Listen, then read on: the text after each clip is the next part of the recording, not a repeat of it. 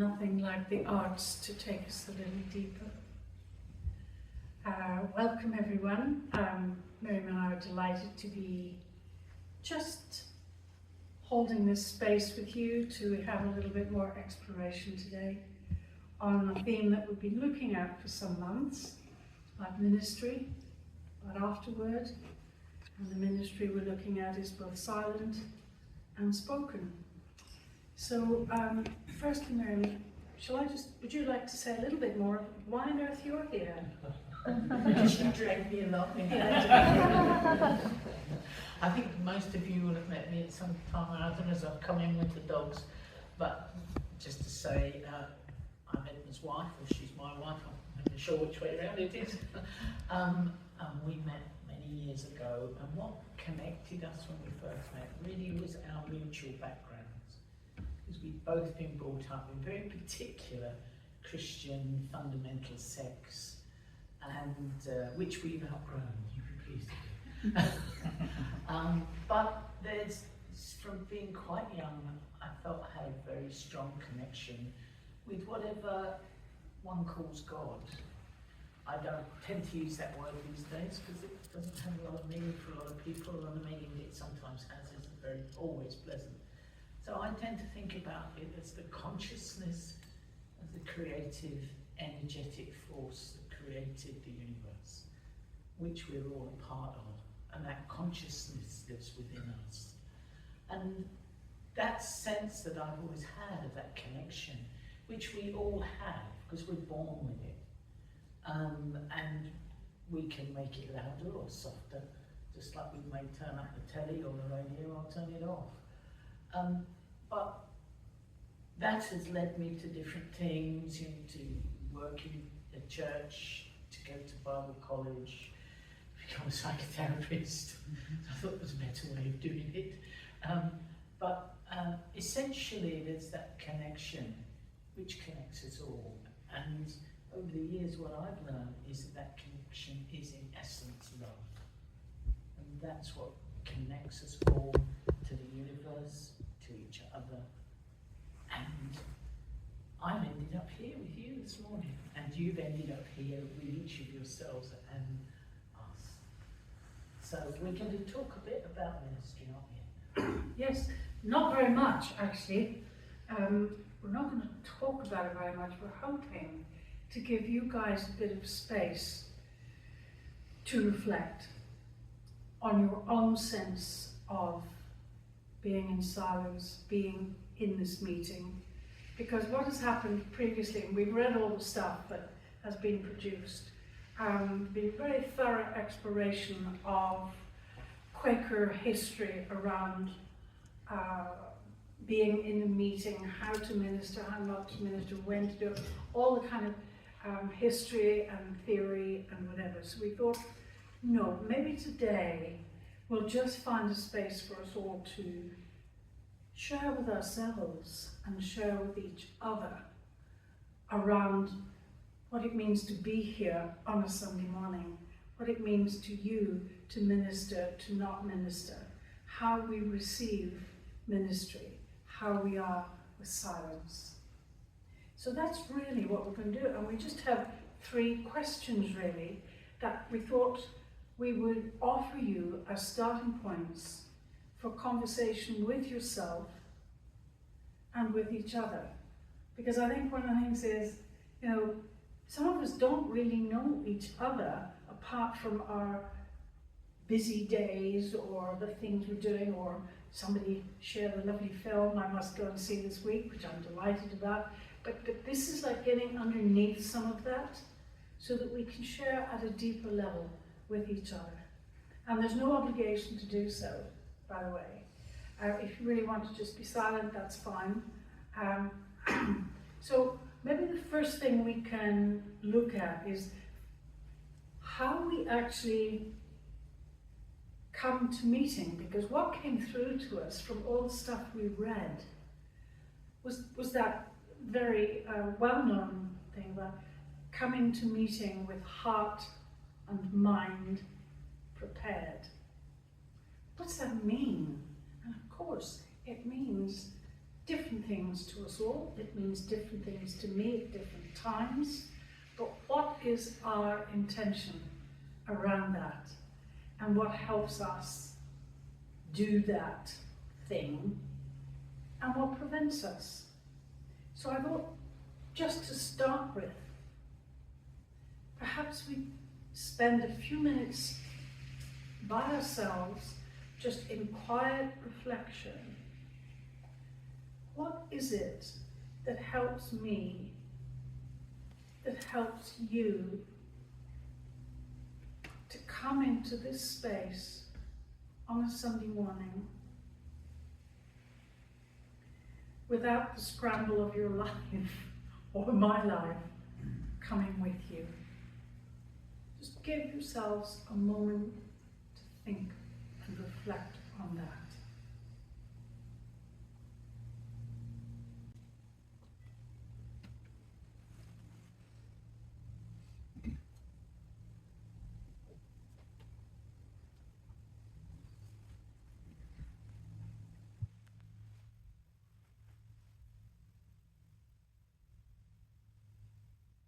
In a moment we'll share just with the person beside us, but also attend to what stops you. I'm pretty aware of what stops me sometimes. What stops us?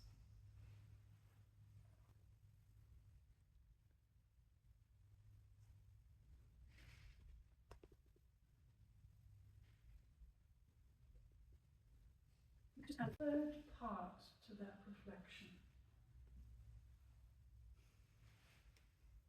What's it like when you enter this room? What are you like when you enter this room and you know you're ready?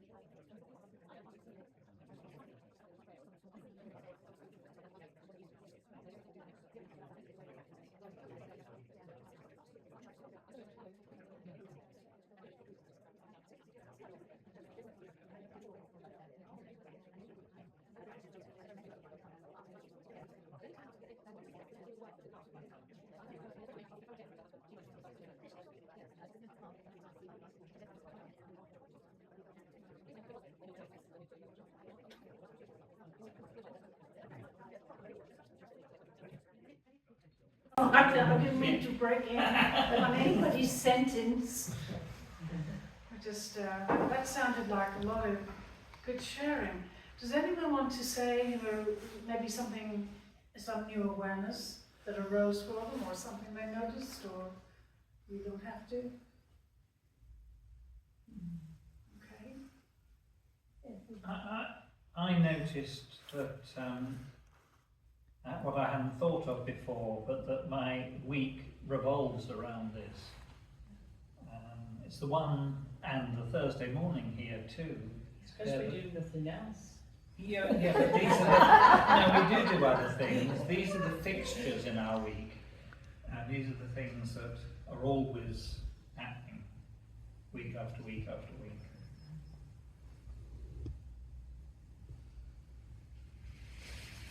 Anything else? Okay, what came up for me was the sense of all the Quakers that have sat in this room, how important our meeting houses are, because this room feels very, very special. And I can still remember from 20 years ago, the older Quakers that are no longer here, and the ministry they gave, and how significant it was. And it's like there's been layers and layers of Quakers here, and you can feel it. And I think it's so important that we keep our meeting houses. Gosh, it's interesting, a plain room, and it holds so much. Yeah, I noticed that when I first walked in here, about 10 years ago. And that's the feeling, I mean, your third question first in a way, that's the feeling I get when as soon as I walk through those doors, you know, I sort of can almost breathe a sigh of relief. Oh, yes. I wouldn't say I relax, because I don't necessarily relax immediately, but there is that feel of familiarity and, yeah, and I think it does, as Trish says, it's always a feeling of the past encapsulated in this. Which is still alive in a peculiar way. Yeah. You know, there's lineage here, there's history, there's voices, you know, there's echoes. Yeah. And we are a link in that chain. We will be somebody else's past. Hopefully, people will still want this space in another 20 years. Most of us won't be here, but I mean, I still remember Peggy giving ministry those weeks. Not every week, but yeah. Jane Pettigrew. True. I find, sorry. I find this hour is the most refreshing hour of the week. And I don't think, I look forward. My friends who go to regular churches, they think it's funny, but I was brought up in a Baptist church and other churches, of course, and I'm pleased when it's over. I'm bored. But here, silence is not boredom. I also feel when I come in, I quite often immediately start feeling the peace. It's like even like weight from my shoulders is dropping outside. And also when you were talking about it, and I also feel, first I came here and I was an hour silence, and I have to say that I was admired greatly. Everybody was silent. I thought somebody wouldn't be. So that was, I was lots of respect for everybody who have managed into our silence. And then other things came to myself, because I said, why is it because I can't do that hour on my own. I get fidgety. My mind starts getting busy, and arms go and legs go and God knows what. So how is it I can do it here and feel peace? But then thought came to my mind from the Bible, and as Jesus said, when it's more than two people gathering in my name, I will be there. So that's how I feel. Yeah, that's good. Yeah. And that's You maybe remind that's us that. we feel divine presence in that silence. That's lovely. Mm. Thank you. Okay. Let's have another little foray. One of the Quaker admonitions, know each other in that which is eternal. I always remember that, and I remember being very pleased to know that when I first came to Quakers. I thought, oh, because my little soul was so hungry. I was 26, so it was a long time ago. And that has always stuck with me. So maybe Miriam, you would like to say something about that, about knowing each other in that which is eternal. And then we have a little question that will help us think about it. Yes, there's a phrase from a Joan Baez song, which is which is just a sentence in it, and it's just I know you by heart. And that's just that sense of sometimes when you meet someone, or some of you have spoken about what it means to you to come into this place and have a sense of what has gone before, and to just know so there's something within you that as you said about, just come in here and it all goes. And so that sense of knowing by heart, and it just reminded me, I alluded to the fact when I was just saying hello to you, that the first time that Edna and I met, and it was the first time, we didn't even know each other at all, and a mutual friend introduced us. And we began to recognise that there was something that was common. And as we talked, and Edna told me about her upbringing, which was strict Brethren, and Plymouth Brethren even, and I told her about mine, which was strict Baptist, which was like, oh yeah, and suddenly those parts that were common to both of us, that we hadn't met in other people before, because you don't meet too many people that come from those sorts of little communities. And so, but there was a sense of, and I'll come back to this, knowing by heart. So what we wanted to invite you to do was just to think, either in conversation or on your own to begin with, if you wish, to just think about that sense of knowing by heart. What, if you go back in your mind and you think, oh yes, so Edna shared what it felt for you the first time you came to Quakers, and that sense of, oh yes. So there's something there about connecting and knowing by heart. It's nice. And I think we can keep this as broad as possible. We don't get much time, I think, to share that, or indeed to share our long experience of what the divine is. Somebody mentioned the divine, I think it was you. And the evolution of that in our experience. You know, I think very differently about all that today from when I joined Quakers or all the way through, and I'll probably think differently about it next week as well. So it's like, what is your experience of knowing yourself by heart, knowing others by heart, sensing the God in you? What's the story? What's your story around that? It's a very precious story. This is the heart of us. So I want to give you a good 10 minutes together for each of, firstly for you to have some time for yourself, and then to have time together for about 10 minutes at least to really share that precious story and that sense of knowing by heart. So just for a moment, let us go back into silence individually and really look through your life, through relationships and meetings of all kinds. I mean meetings of people or any other sort of meetings. What has been your journey, that sacred thread in your life? Just really attend to it. and then we'll be able to share.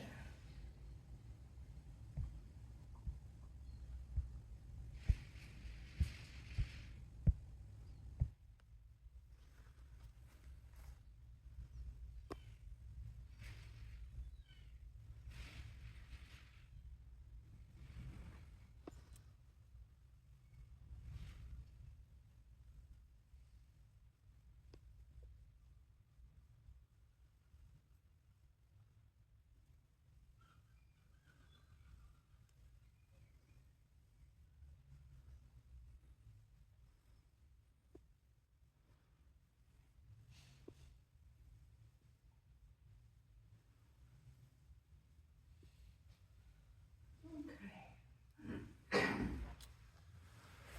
Now, if you want to remain exactly where you are and take turns again with the same person, fine. You're all adults. If you want to move across or around, you can do that.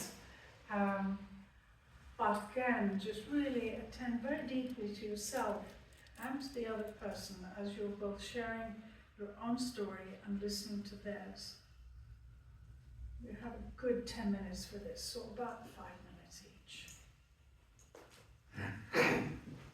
There's one brave woman. Oh.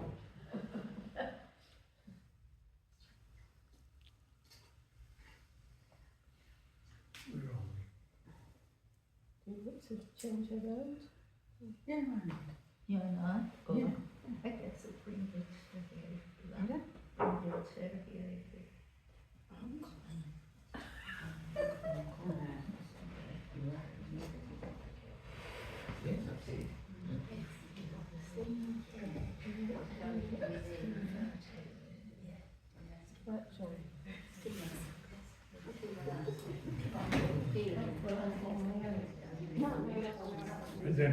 Nice threesome, right? Tara and Angel. Threesome, fine.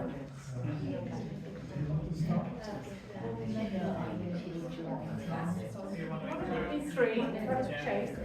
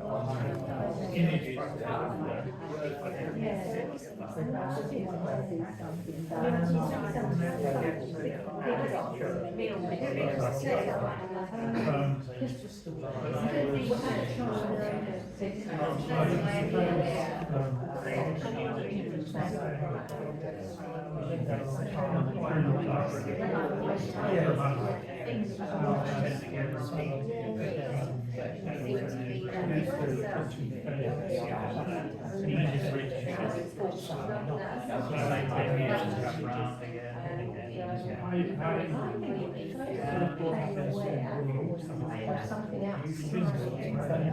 Silence.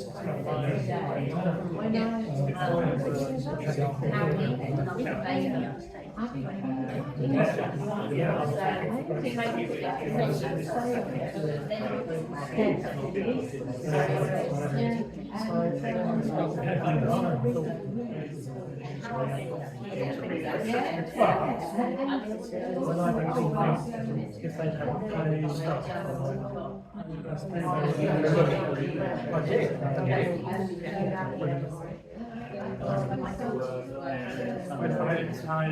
I thought that's too woolly. And I thought, no, I need something different.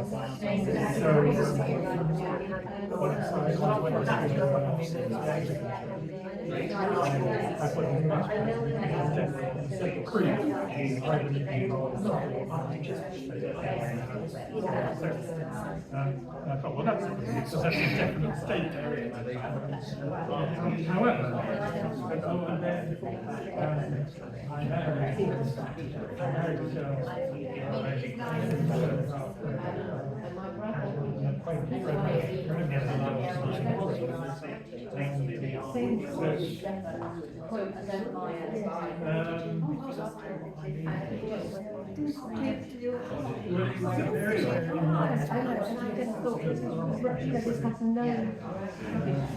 No meaning It's to a it. very severe. And at that point, I knew something went away. So when I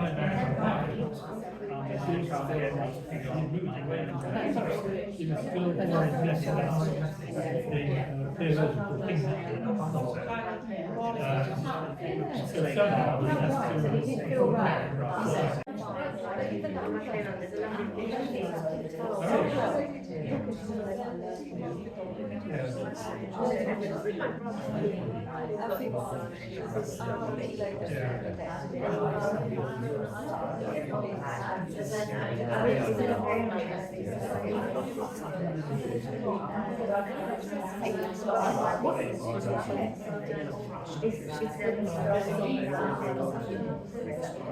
Just another couple of minutes.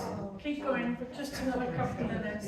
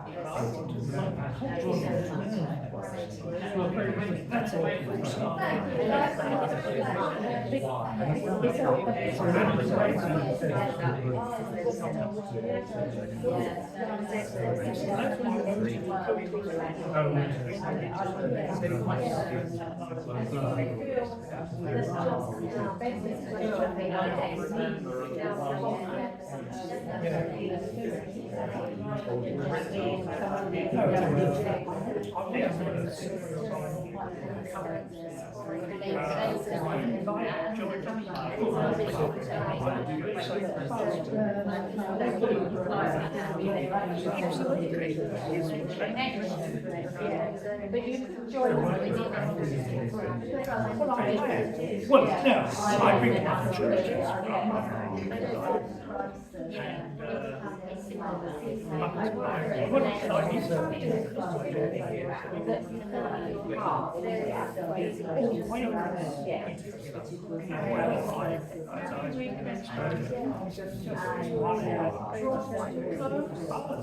Which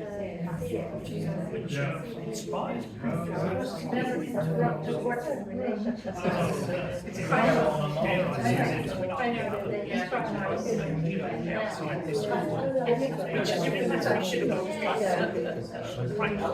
all the time.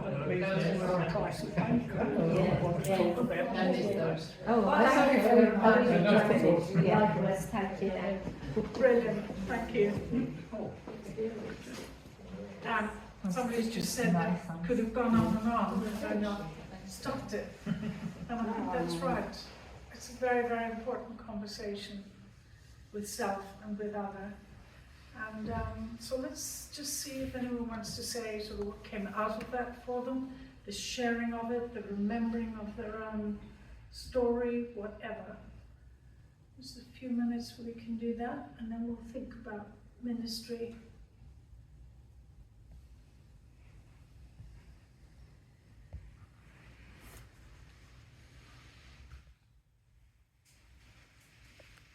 I mean, I've been to all sorts of different churches. I've been in a coven or two. But coming here was like coming home. I find walking through that door so exciting, as though there's something really big going to happen every Sunday, you know, and every Thursday. It's so exciting, it's like a kid. That's gorgeous. Yeah, it's just the unknown, because we bring possibility, and whatever will arise, will arise. Yeah.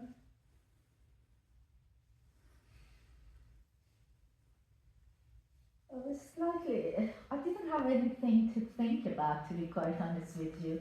And when John and I started talking, I was born, some of you already know, I was born in Persia, Iran. But I lived most of my life in UK from being a young girl. I was sent here by my parents to be educated and everything else. And I settled down in London, started off from London, hence I lived most of my life in London. Worked there, educated there, and everything else. And when you asked that question, I went totally blank. I don't know, I just didn't have any answer for it. Having said that, as I was saying to John, I was born into a Muslim family. Having said that, it was non-practicing. There wasn't any pressure, nobody wanted you to do anything religious or whatever, so it was all free. But I know a lot of people look at Iran thinking, oh my God, they're far too religious, they're this and that. But that is only since 40 odd years ago. Before that, Iran was a westernized country, very much westernized, and also it was, it wasn't running the way it is now. So it was very different. Not perfect by any means, but very different. From religion point of view, I don't think I have any religion in real sense, but I would like to think or work on being spiritual. And by that, I'm not saying I'm successful in it, but by that I mean to be a better human being if I can. There are days I am more successful, there are days I really fail. And my funny mood comes up and it's just ridiculous. But what brought me to Quakers was, firstly, it was a phone call I made maybe 5 years ago, and I spoke to a lady, and she told me about it, and I said, to be quite honest with you, I have a mind which is like a butterfly mind. It's very active and overactive sometimes, and it could sort of stress me out beyond anything. And I just needed some peace. And we talked together with that lady. I didn't come straight away. It took me some time before I arrived here. But yes, it did feel, as everybody has been saying, it did feel good. And nowadays, when I come in, which I haven't been very good coming regularly, but I'm still in the background, I feel, even when I think, and my head is full of everything, but I can be sitting and be relaxed without allowing the thoughts to interfere with my body, with my health, and everything else. And I'm very grateful for that. And also, I have had the opportunity of meeting so many lovely people. Thank you. Thank you. And it's lovely to see more of you and to hear you. Thank you. Thank you very much.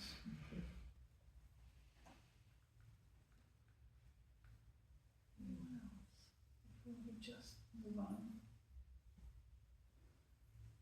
Well, I could say, I'm sorry if I always seem to be talking. Anyway, my aim in life is to leave the world a better place than I arrived. See, in any way, an opportunity I find, and I find that most people aren't that way. But I find, hopefully, most people that come here are that way.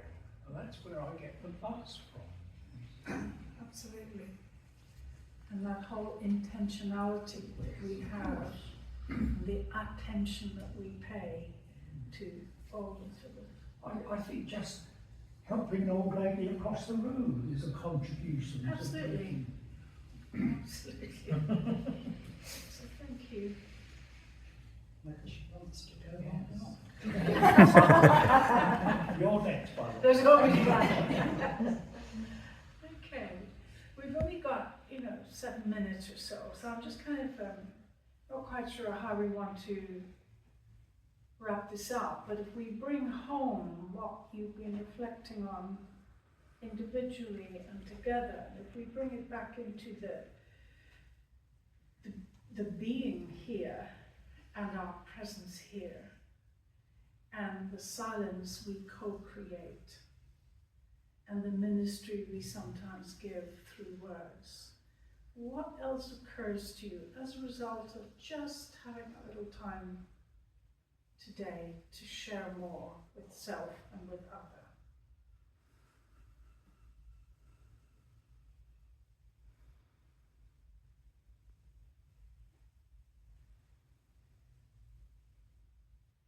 For me, it's the people. It's the thy people, Lord, thy people are good enough for me. Sorry? Thy people, Lord, thy people are good enough for me. But yes, Connecting, connecting with the meeting. people here, and that helps me connect with people outside of here. That's nice. I feel like somebody's got my back, so yeah. Well, I think that feeling of community, and we don't all believe exactly or anything, but being in a organization, in a religion that has a history and that has certain principles and ideas, and a lot of really profound thinking in it is at our backs as well. I think it's a real resource.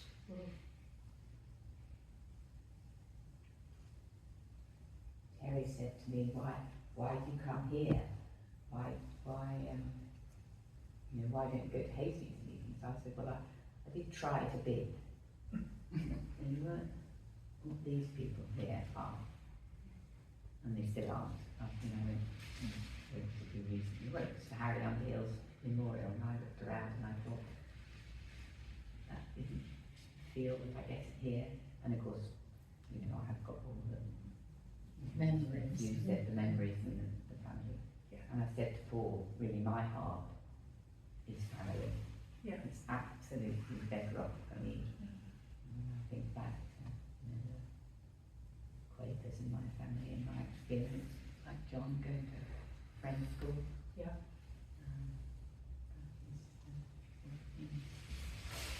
I also did a secret shopper and went to all sponsor. And certainly coming here felt more like coming home. Whereas in the other places I felt like I was a visitor. It's interesting, isn't it? What makes that true for us? I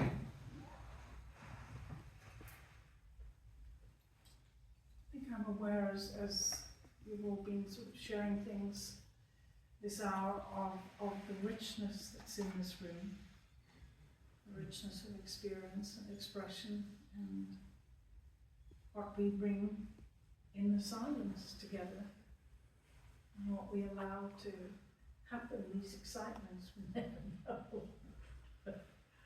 So, yeah. Miriam, do you want to say anything before we just close with silence? Maybe not. Maybe not. Yeah, the thing, songs are running through my head this morning, as we're talking, and one song that came through my head was slightly early in our connection, was a song from The King and I. Do you know The King? Getting to know you. If we were singers, maybe we could have all burst into a chorus of it, but we won't. And the other song that's running through my head, given that what you've been saying, is a song which is I used to sing many, many years ago, which was simply this: It's so good to come home. That sense of coming home. And many of you have spoken of that. And which links to the know you by heart. So you know your family, you know your home. And I mentioned earlier in the beginning about love being a connector. And when we are at home, we are in an unconditional environment where we're held and we're loved. And that enables us to reach out. And in essence, ministry, as I understand it, and I'm not a Quaker, ministry as I understand it and see it, is service. It's reaching out. And I love that you said about making a difference, wanting to make a difference. And that is, as we reach out to each other, connected, we are in service to each other. And I suppose I come to understand what it, to love somebody or something is simply to delight in it. So to come here and to delight in each other and sit in the silence. And then as the Spirit within us speaks out, that is service. So we give to each other. And that just builds a sense of love and connection and home. There we are then. I didn't want to say anything. Hi. Thank you. So let's just have a moment of silence. It is 4:15. Let's just have a moment of silence. Thank you.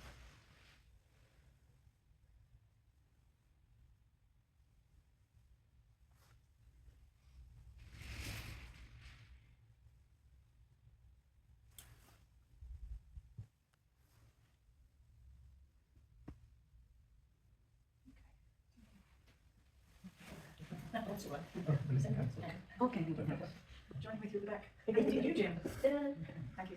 Okay, let's go to lunch.